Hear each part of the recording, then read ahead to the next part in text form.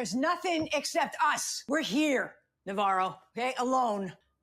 The dead are gone. But are they really gone? Are these characters really alone? A question put to the test in this episode. As it is time for us to discuss and break down episode 4, part 4 of True Detective Night Country. We open with such a great transition into the HBO logo having that TV white noise, into Liz using the sound to try to sleep, something we saw last week as a way for her to try to focus. Now Liz can't sleep and she finds herself replaying Annie K's last video. Now she pauses it and notices what we later find out to be whale bones on the wall of this cave. Now Liz goes to check in on Leah, who's now sleeping, and again, right as she watches something or looks at a picture of Annie K or watches this video in this case, making the connections that she sees a little bit of Annie K and Leah, and she doesn't want to what happened to Annie K happen to her. But I do find it so interesting to see Liz being somewhat kind to Leah, but it's when she's asleep, because almost every interaction we see between the two characters have been confrontational. Why doesn't she show this kindness when she's awake and when they're present?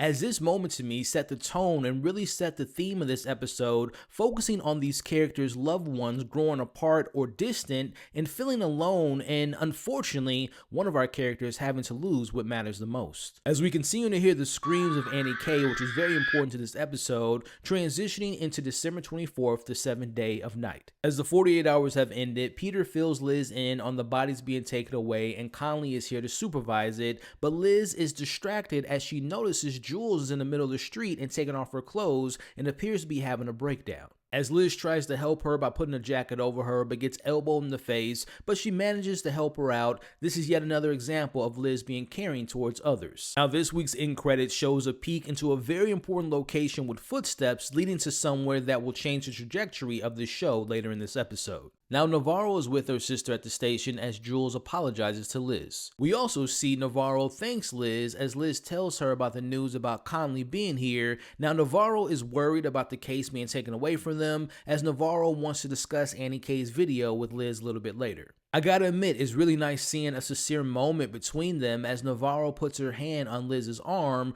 really showing that they don't really hate each other as it was presented in the first 2 episodes of this season. She was really appreciative of her looking out for her younger sister. Now at the rink, we see Peter observing the bodies being taken away. Now I don't want to spend too much time on this because it's a really quick scene, but this look he gives, is this one of disappointment, thinking that the case is now out of their hands?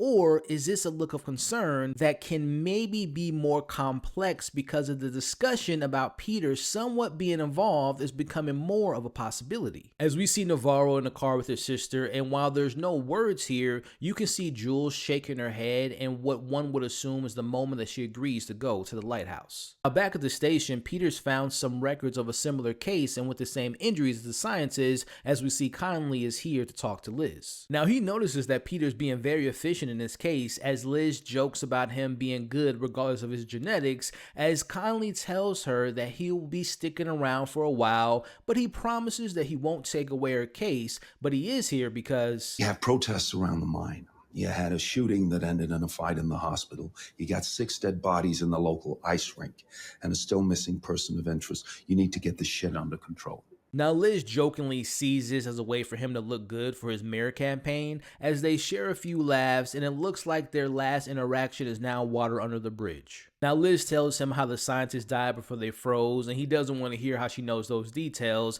as she's now treating this like a murder case. Now he tells Liz to keep the video of Annie K under wraps for now for any possible connections. Now last time we saw Conley, I suspected that maybe he's in Kate's pocket, but after this scene and this episode in general, I think he might be one of the good guys, or at least it looks that way for now, but we'll be discussing more about him a little bit later as we cut to Navarro and Jules at the lighthouse where she's checking in. As they both say their goodbyes for now, but unfortunately unknown to Navarro, this is her last time that she'll be seeing her sister alive. Now I couldn't help but to make the connections to this goodbye and how Rose didn't know that she was saying goodbye to Travis, but also how both of those characters both end up dying. This was a really emotional moment between the sisters as Navarro says she knew that she was going to end up here at some point, kind of alluding to maybe Jules having a vision or a dream, as we see Jules continues to say her sorries. Now we head back to the station as Peter shows Liz a similar case file to the Sciences, and an individual goes by the name of Otis. Now his incident took place back in 1998. He was a German local with no records of employment, credit cards, or bank accounts. It almost seems like he's a ghost. No registered address for the past 8 years. So no wife, no kids? Nope. It's like no trace, like Oliver the Cock. Now, Otis shares a lot of similarities with Oliver in regards to his records, but his record actually shows more of disorderly conduct. He was a thief, he's been in and out of rehab, and he was last picked up 2 months back, and there's no cause to his accident. Now, for me, there seems to be some connection between Otis and Oliver, and right now it being, why don't they have identifications or any records on them? It makes me wonder why Otis came to Ennis, and again, the similarities between him and Oliver and not having any records. Were they maybe test subjects? Did Oliver lie to Susan about his position? There's just so many questions, but also so many similarities between these two characters. Now, with the other officers looking for Clark and Hank picking up his fiance, and with it being Christmas Eve, this doesn't matter to Liz as she has Peter figuring out how to find Otis. As Navarro calls Liz to talk about Annie K's last video, she mentions that there's no ice caves anywhere near where Annie K's body was found. Now, this was exactly what I mentioned in my trailer breakdown. As Liz says, Send a message. You said it. now, Navarro mentions that the bones on the wall might be fossils, which sparked my memory to when we saw that file on Clark and remembering that he specializes in the study of microorganisms associated to prehistoric material. So it begs the question, did Clark find something prehistoric? Now, like Liz, Navarro could care less that it's Christmas Eve as Liz has a plan. As we cut to the airport where Hank is here to finally meet his fiance as he watches all the passengers exit the plane and surprise, surprise, no fiance on board. Now, I've mentioned it in the past, but I'm just curious on where their storyline is going because right now it seems to be that he was catfished and that he was taken advantage of and sending this girl money. And is it to show us that he's incapable of being like a mastermind behind the scientist's death, but as well as Annie K's death? What's the point of having us have this be shown in the story? We'll talk about it a little bit more, but as of right now, the episode is kind of presenting Hank in a different light and making us kind of feel sympathetic for him. As Navarro and Liz talk about Jules and how she always likes to pray, and this brings Liz to sharing a story about how her dad would say that they should pray with all their hearts before their mother died. We learned that when she prayed as a kid, she prayed so much that it actually hurt her knees. As they share a laugh and Navarro jokes that maybe Liz didn't pray hard enough.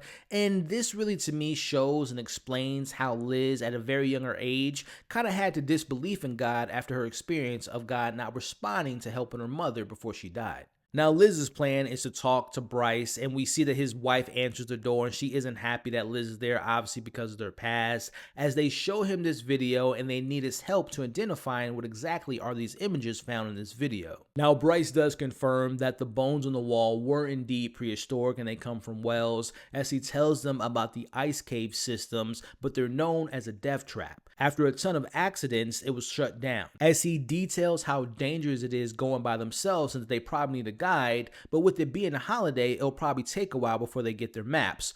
But he provides them with a person who can help. And that person ended up being Otis, who is responsible for mapping out the caves. As it's starting to all kind of come together, maybe he found whatever, whoever this woman is that is prehistoric that is now awake, and this is exactly what the scientists were looking for. But the only difference is Otis survived.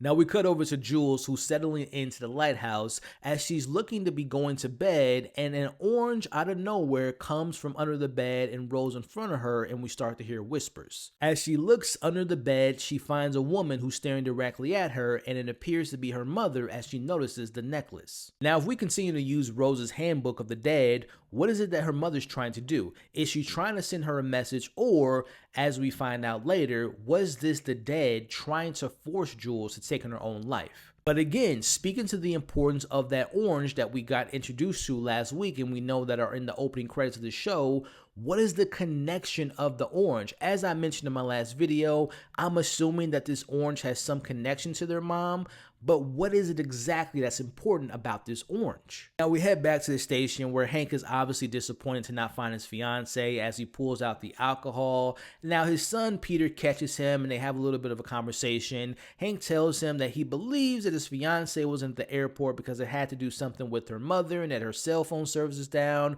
Now, very important here, Peter asks him if his dad gave her money. Now Hank just glances over that question, he ignores it, and he ends up saying that now that he has all this free time, maybe that he can spend more time with his family during Christmas Eve. Again, seeing this nicer side of Hank and him being what seems to be catfish or scam, is it all a misdirect? Now going down this rabbit hole with me, what if Peter set this all up? What if all the years of possible abuse from his dad, he came up with this plan to embarrass him by making up this fake woman and making him send his money for all these years? Or, let's go even deeper down this hole, Hank is involved in the cover-up of Annie K's death and Peter knows about it and he's getting revenge by doing this and he's a part of this plan that might speak to the supernatural.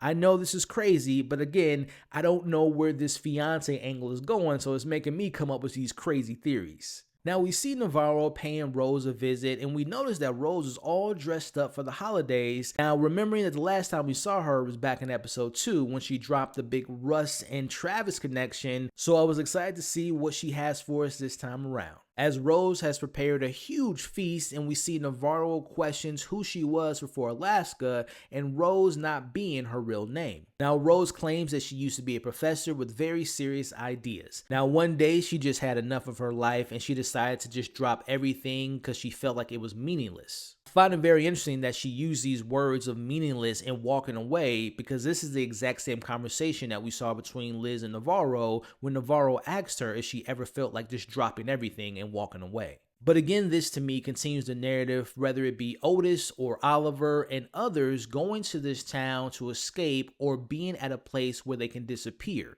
Now she says that she enjoys this quiet lifestyle, well, except from hearing from the dead, which this very topic was discussed on my last after show, which is Rose actually dead? And Navarro being the only character that she's spoken to. I personally don't believe that Rose is dead because when we first met her, we saw her alone with that wolf and then she saw Travis. Why would the show go out of its way to show us a dead person or a ghost talking to another ghost? But let's play this out for a second, the whole Rose being dead theory. Remember the conversation about Jules in episode 2 between Navarro and Rose? As the conversation about the lighthouse was brought up from Rose and her saying not to confuse the spiritual with the mental health, almost suggesting that Jules should seek out help. So was that a message from the dead of taking her to the lighthouse, setting her up to end up taking her own life? Again, I'm not in the camp, but there are some signs there that prove that Rose might be dead. And I can't ignore this. Look what Rose is wearing. Is this the devil in a red dress? Also, this big supper almost set up like a Last Supper.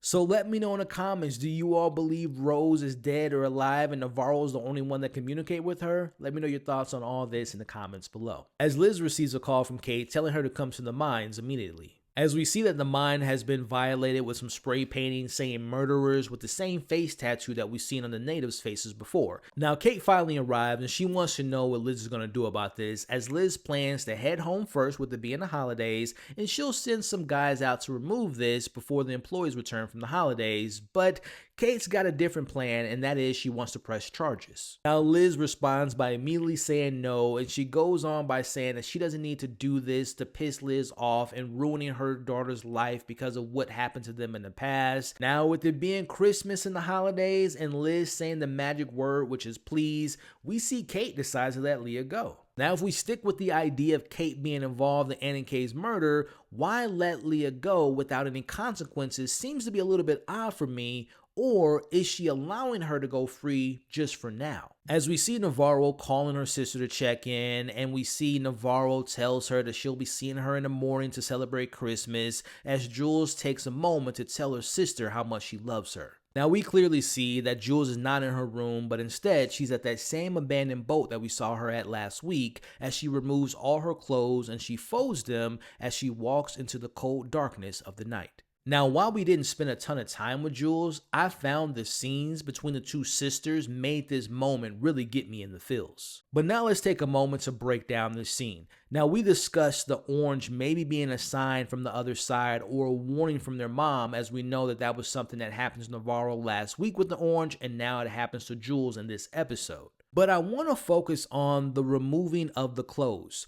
The scientists were found nude, and later Oliver removed his clothes as well, and now we see the same thing happening to Jules. Now, we can clearly see her eardrums weren't burst and her eyes weren't burnt out, but the part of the clothes, is it some type of ritual when one comes encounter with the dead, or for those that think that this might be a hallucination, is there some ties to the clothes being removed? But also, going back to last week's episode, it was almost as if Jules predicted this very moment, or in the case of the show, 24 hours ago, she spoke of a man coming and she said that the sea and the water has some bad things going on. Did she envision her drowning in a dream or a vision? And is there something important about this abandoned ship and maybe this location being particular to this story? And again, going back to my connections between Jules and Travis, they both drowned in the sea, which makes me wonder if there's ties to both characters and how they died. But also, like Rose having the visits from Travis, will Navarro now see her sister from the dead and her sister giving her clues like Travis did with the scientists being found? I do want to point out that there's a shot of Jules in the main trailer of the show that hasn't been seen yet in this series, so I wonder if that scene was cut and maybe it was a scene right before Liz found her, or will we see that scene later in this season? Now, back with Liz, we see that Leah is leaving, and Liz kind of half-assed tries to keep her from leaving, but she doesn't try hard enough as Leah decides to leave. Again, I feel like the Leah plot is somewhat affected by the 6-episode format because we really haven't spent that much time with her and her emotions, but more particularly, the fact that there wasn't any consequences to her being charged seemed like a missed opportunity, and again, it feels like we're skipping scenes and skipping moments between the two, as ultimately, again, she decides to leave with Kayla. Now, for copyright reasons, I'm not going to play the song, but listen to the lyrics of the song playing during this scene, which is Everybody Dies by Billie Eilish, a song that she herself explained her feelings surrounding death and the idea of one day losing the people that she loves. Now, carefully listen to the song in the moments of not being alone, but I'm going to put it on the screen now, which is verse 2 of the song, which doesn't play in the episode, but if you read this or listen to the song in its entirety, it's Billie Eilish talking about death directly, as it seems that she's talking about a scientific belief of figuring out a way to live forever. That being in the line here, a couple hundred years,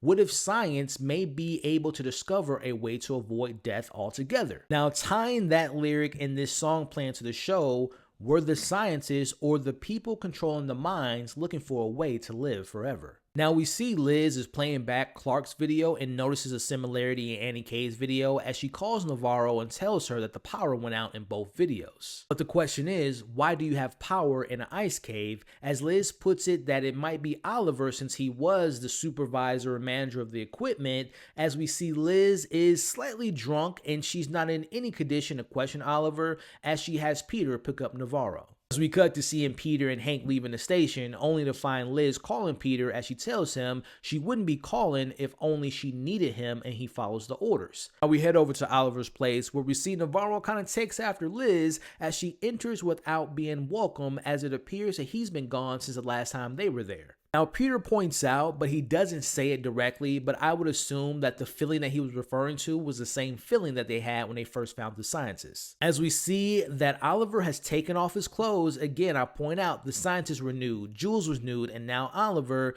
and we see that he left his clothes in the same position when he was holding a gun when Navarro and Liz was last there. As she finds a spiral on the floor, but she also finds a stone with the same mark. As they head outside with people awaiting, they find out that he left shortly after they last paid him a visit. As she asks them what the symbol on the stone means, as we see the dogs kind of react to that in a negative way, as they're not welcome to stay and ask questions. I think that they know what's going on, but they're just not willing to tell them. It might be because of superstition. We see Liz is upset and she heads over to Connolly's. As they get ready to do another not doing this again session, we learn that Connolly sent her to Ennis because she was a better cop than him, but she was just terrible with people. But he also tells her that he sent her here because of what happened to Jake and Holden made things worse for her. Now, this is obviously a buzzkill for Liz as she ultimately leaves. Now, I know I mentioned Connolly being a good guy earlier in this episode and him not maybe being in Kate's pocket, but the mentioning of him running for mayor was mentioned twice in this episode. It seems to be very important. It makes me keep one hand on the wheel of Kate or the powers that be, telling him to keep things under wraps with Annie K or even the scientists. And if he keeps his mouth shut, maybe they'll give him this position of power, which is him being the mayor. As we cut to seeing Navarro getting a call about Jules, as she doesn't show any emotion in front of Peter, and she tells him to go be with his family, as she just lost the only family member that she had left, and she has this feeling of loneliness that washes over her. Now at Peter's house, he apologizes to Kayla, but she doesn't want to hear it, as we see the literal space between them in this relationship, as he says that why does she just say to him that he ruined her life and she didn't want to have this baby. As I mentioned in my last breakdown, these characters slowly losing the ones closest to them. We have Navarro to Jules, Liz to Leah, and now Kayla to Pete. As we see Navarro driving in rage, and she happens to see that same guy that she arrested back in episode 1, as she storms into the lighthouse and questions why did they let Jules leave. As we see that they didn't even know she was missing because it's a voluntary type of position, as Navarro lets her anger completely out as she starts to throw items from the front desk on the ground. Now she heads out of the lighthouse and she starts a fight with those guys, or that one guy in particular, and the rest of the guys kind of jump in as they beat her up. Now, obviously, she's upset about losing her sister, but to me, in this moment, she's getting into this fight to feel something other than grieving, and she wants to replace it with anger and pain. Now, speaking of that same type of frustration and anger, we cut to Liz, who's dealing with the same type of situation with this case, but also Leah as she's driving under the influence, and out of nowhere, she sees that same exact polar bear that's missing the eye and drives off on the side of the road. Mind you, we haven't seen this polar bear since episode 1 as he stares at her and walks away. As to me, this is yet another example of the dead trying to communicate with the living, and it's just as important as the oranges to Navarro. Which, speaking of, cut to Kavik finding Navarro cleaning her wounds as she's lost a tooth and she's joking about you have to see what happens to the other guys. Now, I assume they beat her up and just walked away, but is there a slight chance that she might have killed those guys? I mean, it's a slim possibility, but we find out later in this episode that most likely points to the fact that she was the one that killed Wheeler, and the man who abused a woman and ended up killing his girlfriend,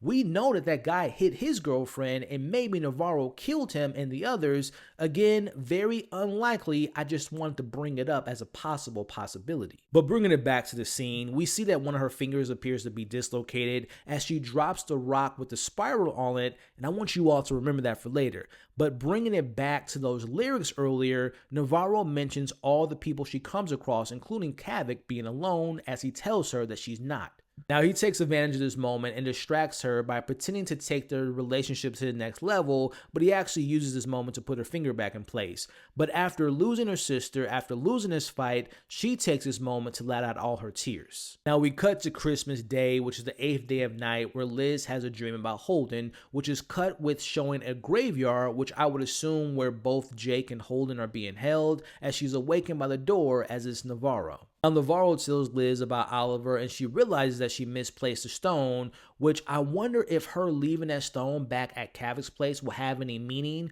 Will he end up being hurt because of it being there? As Liz accidentally drops a box and Navarro goes to help, and she picks up that polar bear, which she remembers from when she passed out and had her vision, where Holden's last thing that he said to her was tell his mom. As Liz immediately shuts down any chance that Navarro has connections to the dead. I don't know what weird ass shit you're thinking. Just stop it. Dead people are dead. No heaven, there's no hell, there's no ghosts. Somebody out there just waiting for us, watching us. As Liz throws the bear outside and she says, There's nothing except us. We're here, Navarro. Okay, alone. The dead are gone. Which leads Navarro to telling her what happened to Jules. Now, we learned that Jules did drown herself, and again, remembering the last words in last week's episode about her being afraid of the water in the sea. But I found it so interesting that Navarro said that Jules' body is coming later today. Her dead body. Now, obviously, take that on face value, but later she literally comes face to face with her dead body. Navarro herself have a vision about what's going to happen a little bit later. As Navarro goes over all the things that Jules was diagnosed with, as she says it takes them one by one as she's referring to her family's curse. First it was their mom, now it's Jules, and she believes that she's next because something has been calling to her as she says she's calling. Now Liz takes this moment to bring up what happened with Wheeler as she says that she saw something in the room with them that day. As we actually cut to the scene and we see the dead girl is pointing at her, and it's the same point that her mother did to her when she was younger, also the same point that Lund did, but notice the eyes, but more importantly, the scream is almost identical to the same scream in Annie K's video, and it's the same scream that we're about to hear in a second. Is this some type of calling from the dead, or is it from the town's legend who we haven't heard about since episode 1? But it's important to note, we still haven't really actually saw what happened to Wheeler, and it seems to be that Navarro was the one that shot him, but again, Liz being the one that might have done it after hearing that song that we know that he was whistling, a song that we know that haunts her. As Peter calls Liz and shares a photo with her about a man who appears to be Clark in Annie K's jacket. As they head to the Drenches, which is a good place to hide, a place that used to be beautiful, but after a while... Not abandoned. Still out there rotting. Forgotten. Are we all?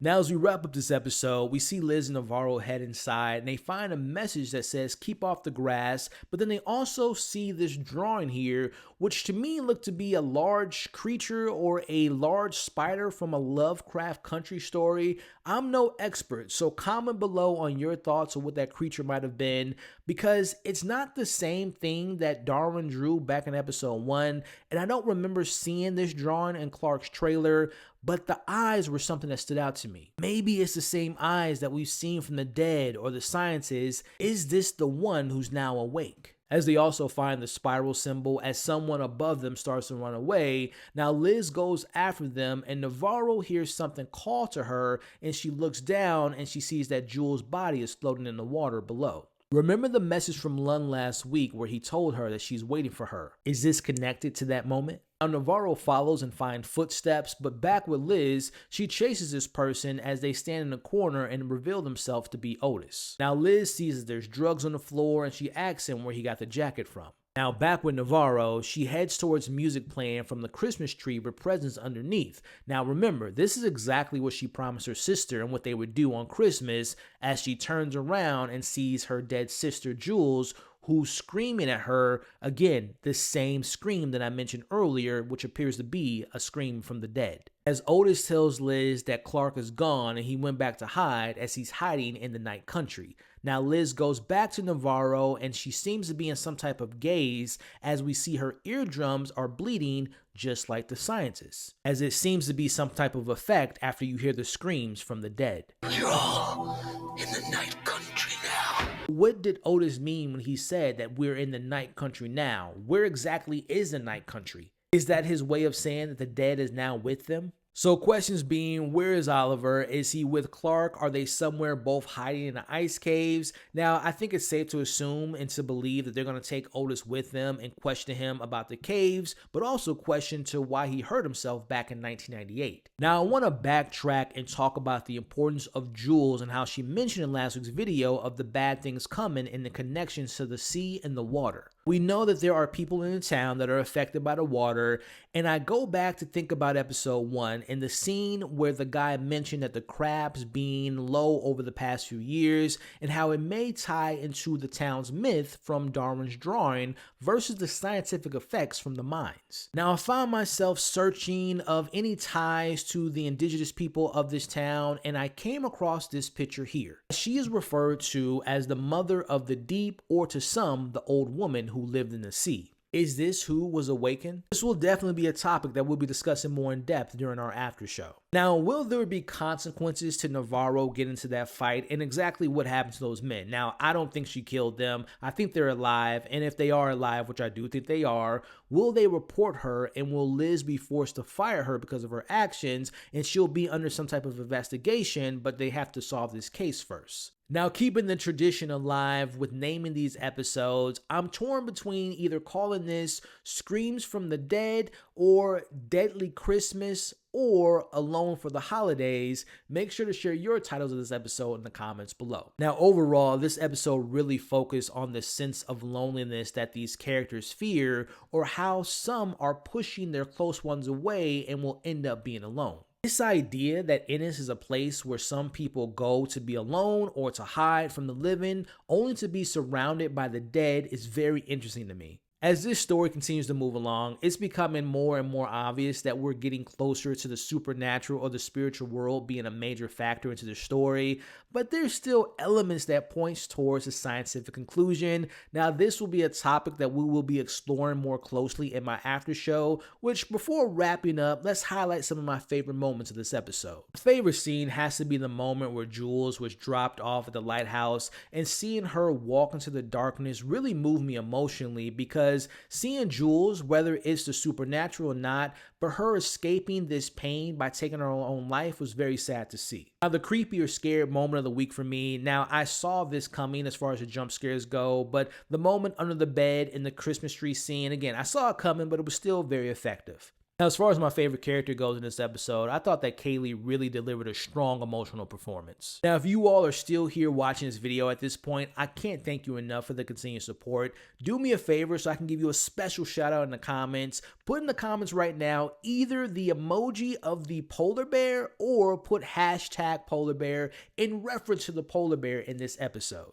Now, I've mentioned it a few times in this breakdown, but just a friendly reminder to join me same time, same place next week to break down part 5, but also keep an eye out for my trailer breakdown and synopsis of part 5 coming soon. Even before then, you can join me live right now on Sunday for a live after show, as we'll be taking your live questions and sharing our thoughts and theories about what's going to happen in episode 5 and how things are going to wrap up in episode 6. Make sure to share all your thoughts about this episode, Easter eggs, deeper meanings, all your theories in the comments below. You all are awesome. Stay safe, and I'll catch you all on the next video.